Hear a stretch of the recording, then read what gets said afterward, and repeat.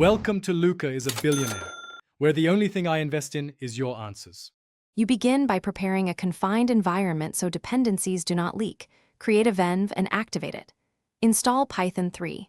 11 Plus and the framework you chose, for example Fast API for async speed or Flask for simplicity.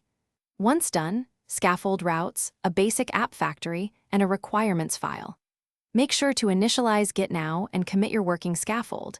This saves time and gives you a rollback point. You will iterate from this reproducible baseline. You now implement the core. Define your endpoints and data contracts, because clear contracts prevent rework. Connect an ORM like SQL Alchemy and create migrations with Mlbb so schema changes are versioned. Once data is reliable, add caching with Redis and background processing via Celery or RQ to keep requests fast. Make sure to add authentication using JWT or OAuth2 and centralize config. Then write tests that exercise main flows.